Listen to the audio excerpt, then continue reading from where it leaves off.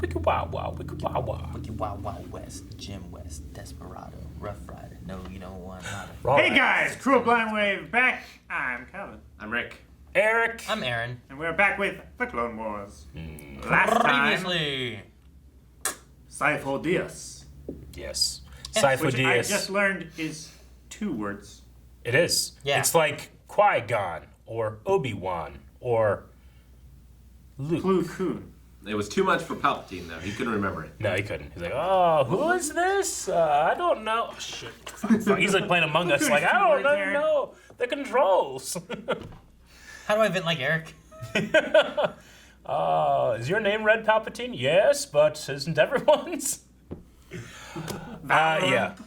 We also had a former Chancellor of Valorum giving some information. We had Dooku stepping off like Aladdin, and we had Yoda being like, damn, man. This sucks. What are we gonna do? Dooku revealed as Tyrannus as well. Yes. Or Tyrannus. Yes. It is I, Qui-gon Jinn. That's his voice. It is.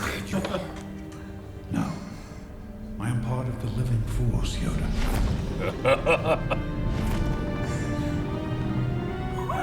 You imagine him grabbing him. I'm so worried.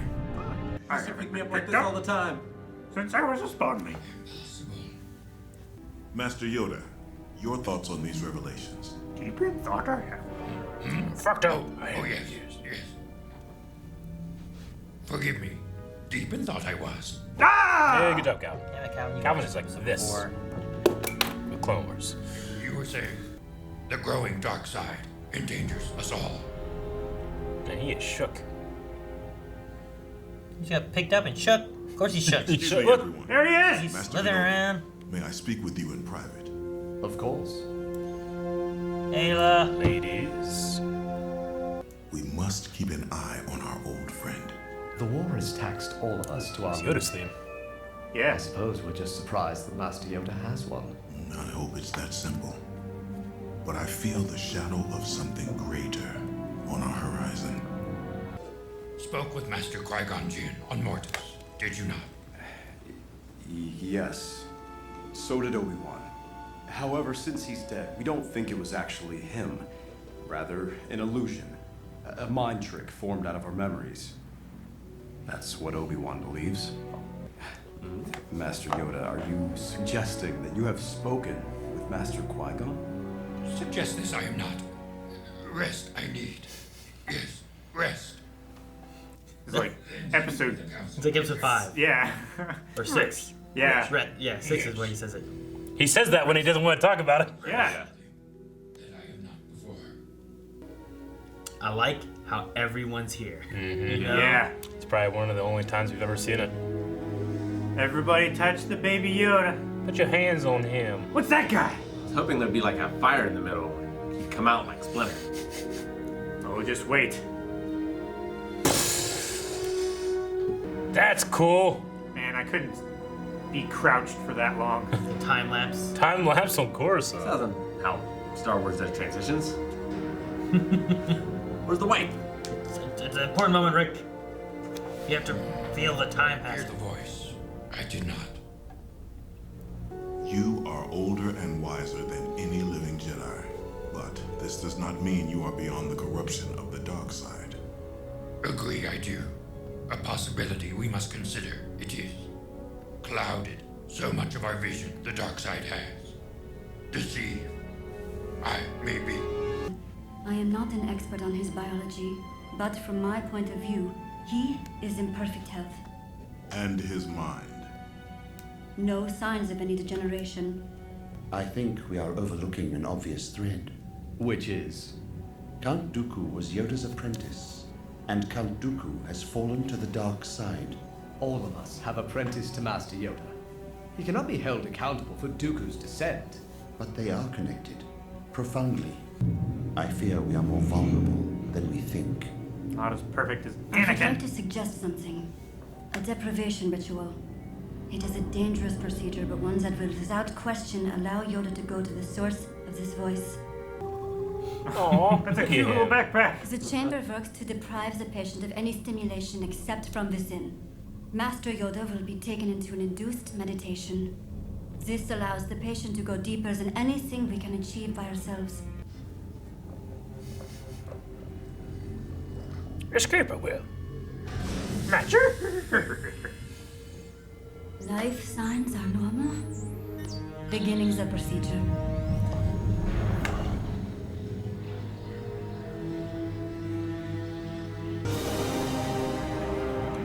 Yoda, no. This is not the way. He's on Come to Dagobah. The answers you seek are here. Master Yoda! Master Yoda, wake up! Speak of this to no one. Trust no one. Come to Dagobah alone.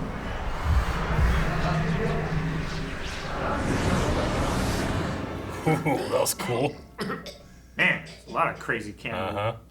Welcome back, old friend. Yes, friends we are. Of course. A choice you must make. Worried for you I am. Why is that? Do something for me, you must. Blamed you will be.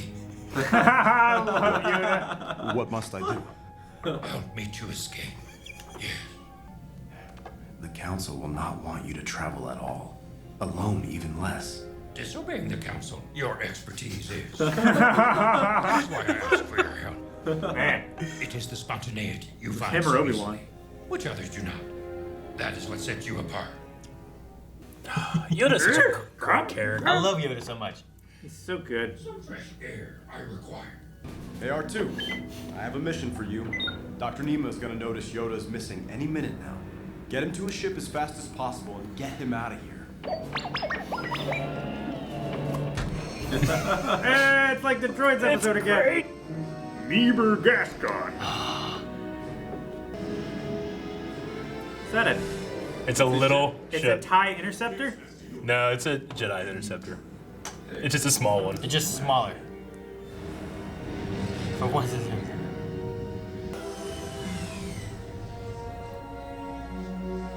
So this is R2's first time to Dagobah. Yes, stay with the ship you may. This task, for me alone, it is. Stay in the ship, R2.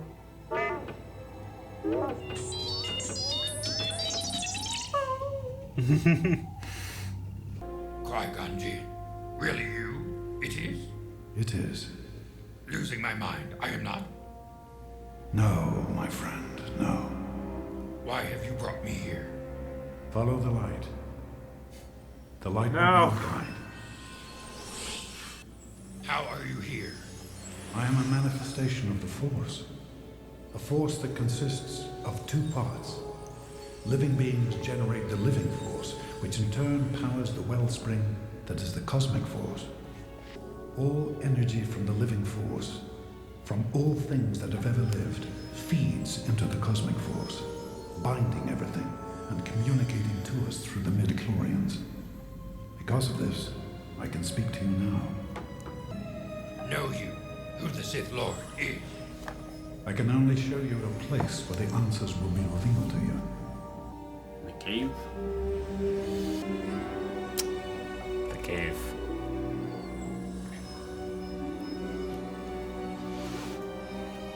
Be wary. Give power to that which you fear, and it will show itself to you.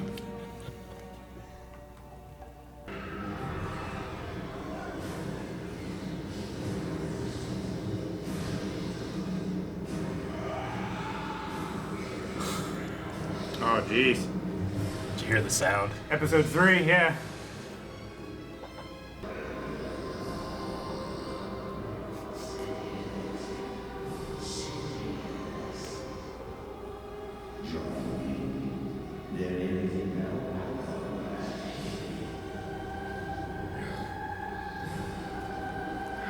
Such darkness. Such evil.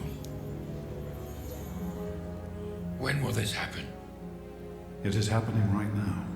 It has always been happening. Any hope that the Jedi can prevail? Is there? There is always hope, my friend. though it often comes in forms not looked for. The key is knowing how to see it and seizing that opportunity. I have been tasked with guiding you forward. You will learn to preserve your life force, and so manifest a consciousness which will allow you to commune with the living after death. You will travel to one of the origins of all life in the galaxy. This place is where? The Force will be your guide. Goodbye, my friend. No. Back to Coruscant. We are not going yet. Afraid only begun. Our long journey has.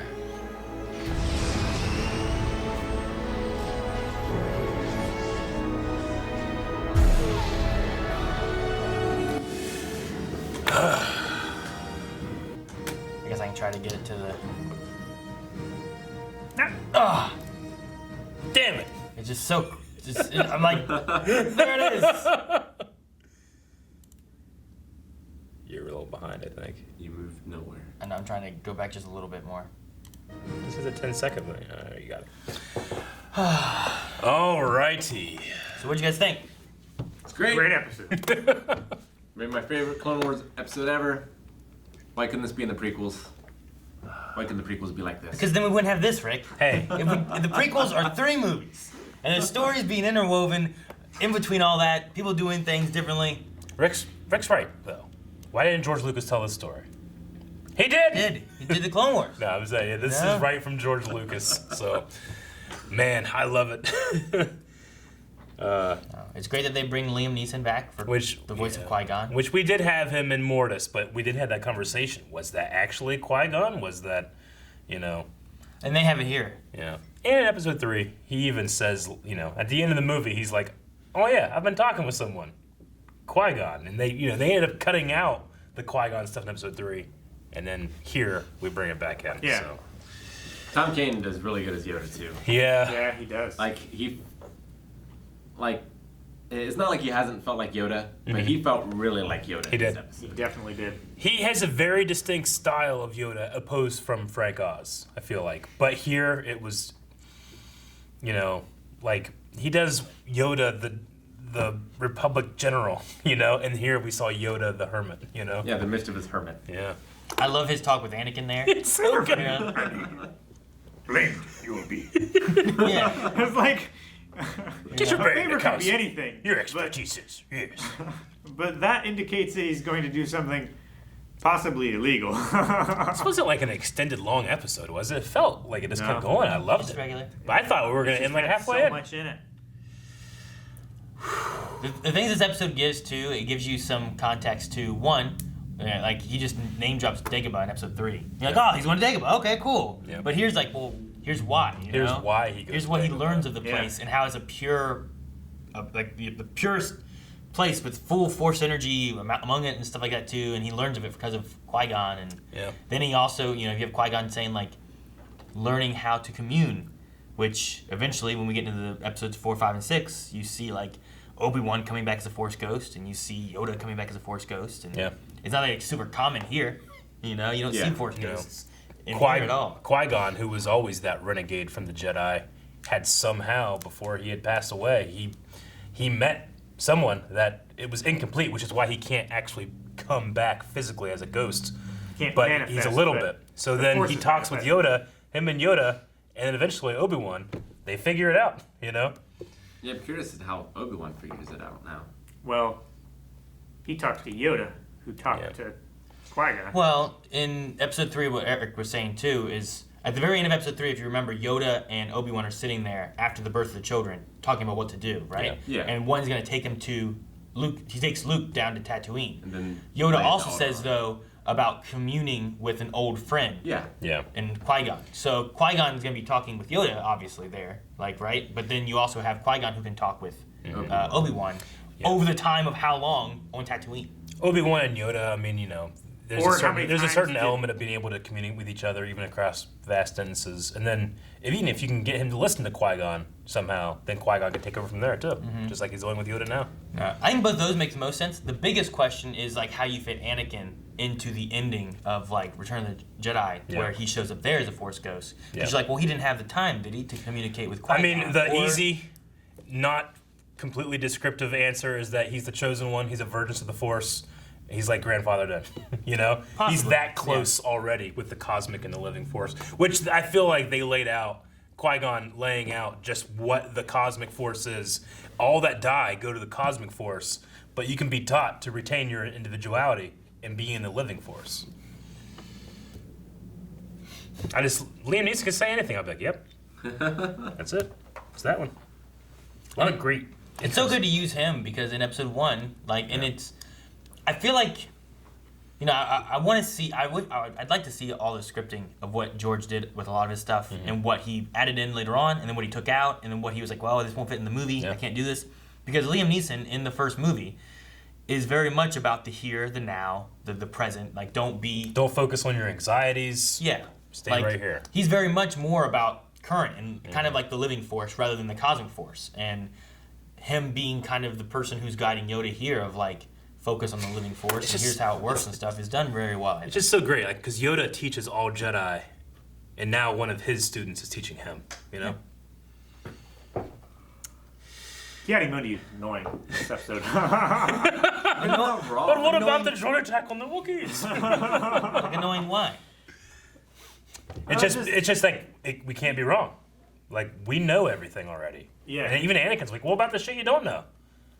Which fits in perfectly whenever Anakin is confronted with, like, how do I learn this power in episode 3? And then that's one of the things he's seduced by. Not from a Jedi, because they don't know everything. Yeah. You gotta learn to accept a larger view of the Force. Well, one thing Ki-Adi-Mundi said in this episode too was like, well, now the apprentice is Dooku, who is the master. And then Mace Windu's like, we can't be certain of that. And it's like, well, we can assume that based on what we've kind of been told, and that Dooku seems to be Tyrannus and maybe going with someone else, you know? Yeah, like, and the fact that they've encountered Dooku and they haven't felt that power from him. Yeah, like that could be kind of inferred from what they've gathered and whatnot, but Mace Windu's like, no, we don't know. He's just saying, like, we can't be certain. Yeah, but it almost felt like he was shutting down Ki-Adi-Mundi being like, but how do we know this or that or whatever. It's I feel like Mace was like, yes, that could be true, but we don't know. And then everything else that Ki-Adi-Mundi said was, he's probably being controlled by the dark side.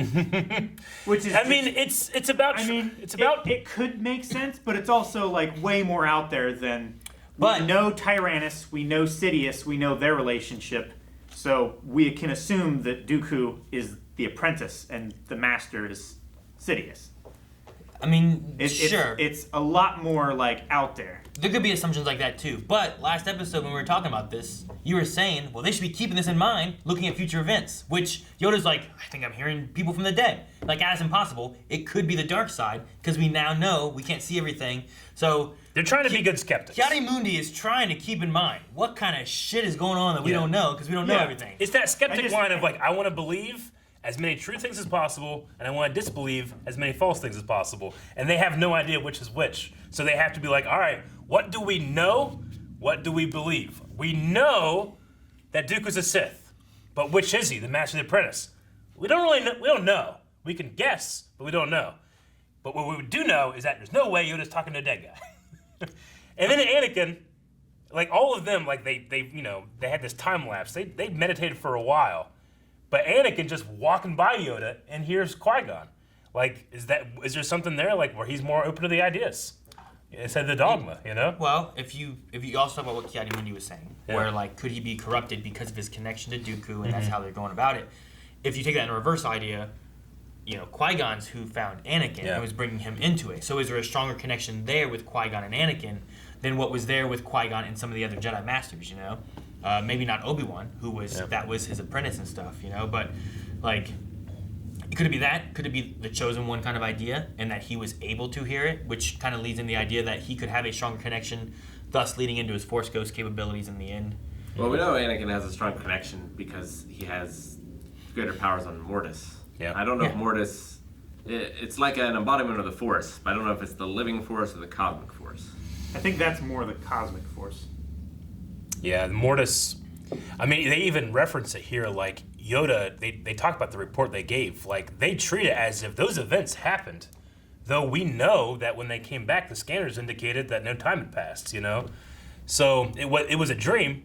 But then the Jedi Council's talking about like these are events that actually happened, though. So I think that it is kind of the cosmic force because Mortis is about literally the light side, the dark side, and the Father, the balance of the Force. You know, and Anakin is the person that steps into that place. The Father was trying to find his replacement. You know, Qui-Gon mentions here like Yoda, I need you to finish something that I started. And is he talking about just the training in order to retain his life, or is he talking about I started by committing to training Anakin? I believe Anakin is the chosen one. Ultimately, despite some bad shit for 20 years, he's right. You know, Anakin is the chosen one. Like, is Yoda being able to learn those things a guarantee that Anakin will one day make the choice that brings balance to the Force, i.e. destroying Darth Sidious? You know, and to do that, how do they do that? How do you turn the Dark Lord? You need his son to be there. That love for the Son and the Father is what brings Vader back. I think Qui-Gon, at a certain extent, he's seeing these possibilities, knows that he needs Yoda to help. Well, and he was telling Yoda about, like, A New Hope. Yeah. Too. Yeah. A New Hope. And he's also saying, like, he's not in the past or the future, Yep. but he's seeing things. But, you know, it's just his description, too, of, like, this is already going on and has always been going on, you know? And it's such a weird, like, outside of time type thing, of like looking at like there is no time. This is happening. It's always been happening. Here's when is it happening? It's interesting, like kind of like conversation with him of like he's trying to guide Yoda to find answers that he needs, but he doesn't also have the answers because to him it's just all of it at once. You know. He said you'll find answers in that cave. I feel like he didn't find shit. I mean, answers. You can get answers like what's going on. Here's what's going on, but an answer doesn't necessarily tell you anything. Yeah. It's just an answer. And at that point, too, always in motion the future is.